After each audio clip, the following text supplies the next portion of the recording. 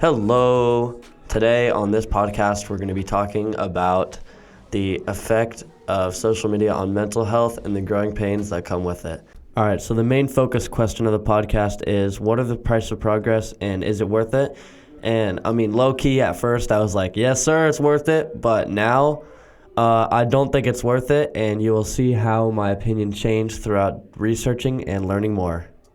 Okay, to start off, since this is going to be more of a negative focused podcast about social media, let's start off with some positives. Today, social media connects more than 4.26 billion people together. So that is very special. Not very many things can connect that many people together on one network there. Second off, 70% of American adults are on social media, which is leading to more connection. Once again, that is very good. Not very many things can do that besides social media. And overall, 32% of teens viewed social media as having a mostly positive effect on their lives. Next off, 90% of students in the study, Facebook users who are on it for over 10 minutes a day, reported having more than 500 friends, and 20% stated that they have more than 1,000 friends. Now, I don't know about you, but in real life, I don't think that I have 500 close friends. And social media really allows for us to kind of connect to people and make new friends that you might not have outside of social media. So, that pretty much wraps up the positives of social media, and let's dive right into the negatives and how it is affecting mental health.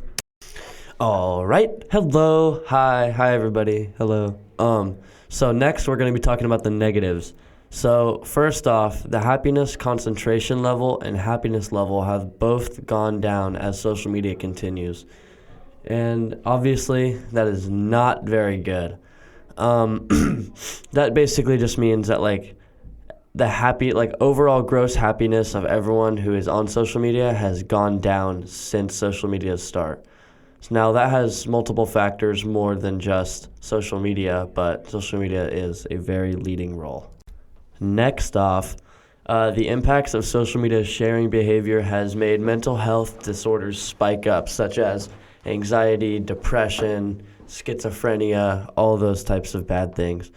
And I believe personally that those things have spiked up just because of all the crazy things that people see on social media every day. Like on Instagram, there's car crash videos and all this really sad stuff.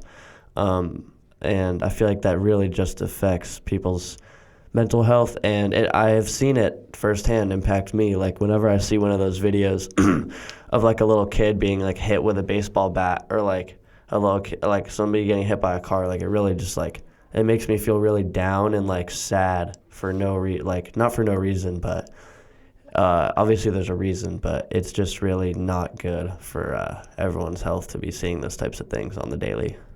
Next up, excessive time on social media has been shown to increase incidences of low self-esteem, anxiety, depression, loneliness, eating disorders, and cyber victimization.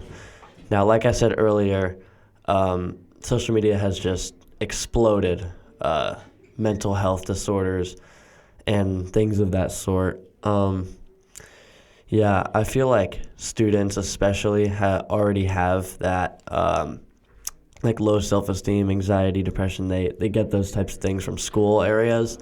And not only that, but to be getting those things from social media as well is just really not good for students, and which is why some schools have started going phone-free, and it's showed positive results so far. Next off, on my notes here, it says 9% of social media users have said that it has a negative effect, and 59% noted a neutral impact from social media platforms. The fact that 9% of people would even say that social media has a negative impact on them is quite surprising, because most high school kids, they love social media because it's cool, it's what's in, and it just helps them like connect to everybody.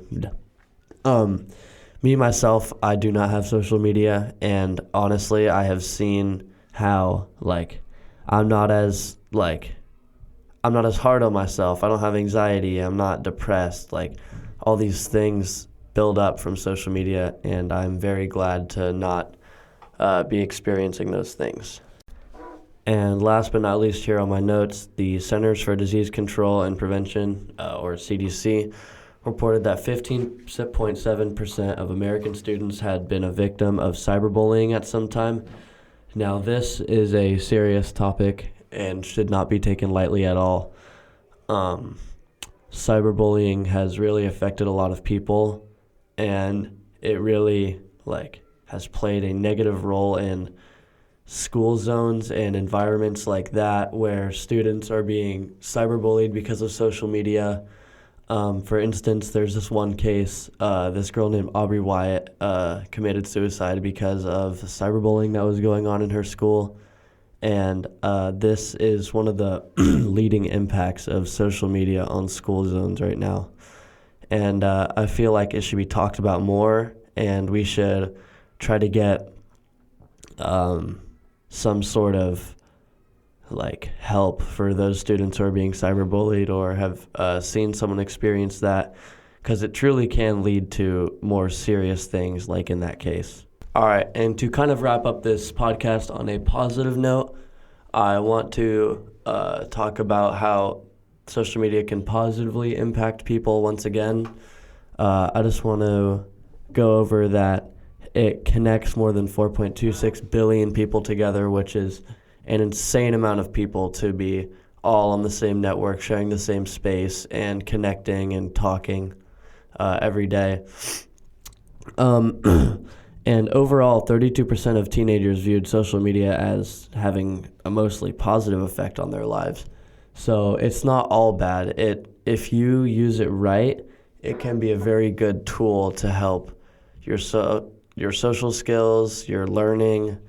It is showed to help you concentrate more sometimes if you can use it right.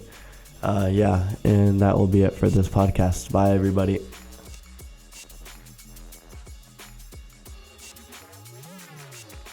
This episode has been a production of the Capistrano Valley Christian Schools Podcast Network.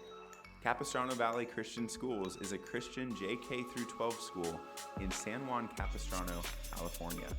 Be sure to check out, subscribe to, and leave a review of this show and the other shows on our network on your podcast player of choice. Doing so supports the school community in a multitude of ways.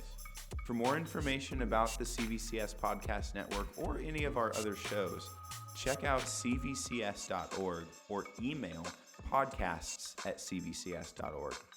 On behalf of the whole network, this is Mr. Jasper saying thank you again for listening, and stay tuned for more.